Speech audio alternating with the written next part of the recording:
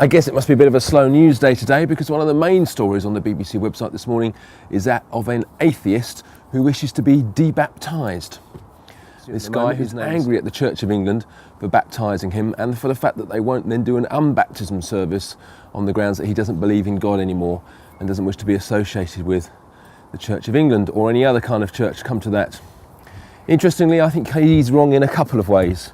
First of all, if he doesn't believe in God and doesn't recognise the power or authority of the Church of England and doesn't think that the water he was sprinkled with as a baby has any special spiritual significance, because there is no spiritual world, then what's the problem?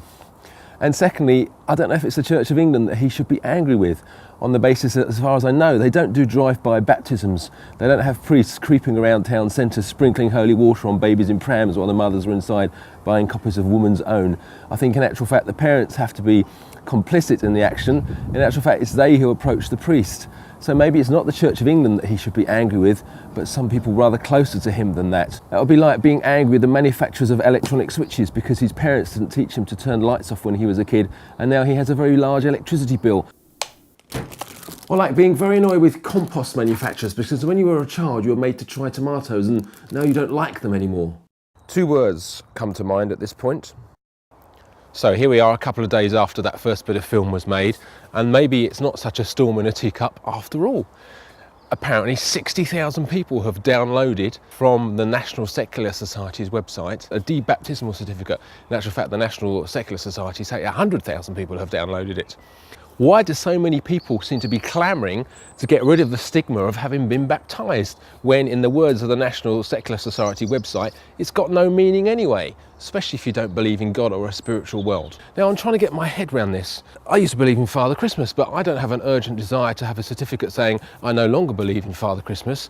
Ditto fairies, and there don't seem to be a clamouring of people desperately trying to get rid of that stigma of having once believed in fairies. What is it about baptism that makes it such an essential thing that people want to get rid of it? Is it possible that baptism is such a powerful event that when it's done to people, even as babies, years later they can feel still in their spirits the effect that it's had on them, and if they're atheists, they want to get a shot of that? Even those people who deny Jesus and deny the existence of God and deny even the existence of spirituality still can feel the effect of that baptismal commitment in their soul. Or is it that in the same way that a good Catholic education, we're told, is a greatest insurance against faith in later life, that infant baptism for these people has just provided some kind of spiritual inoculation, like some kind of antibiotic, so that now they're immune to faith, having had a little exposure to it when they were kids?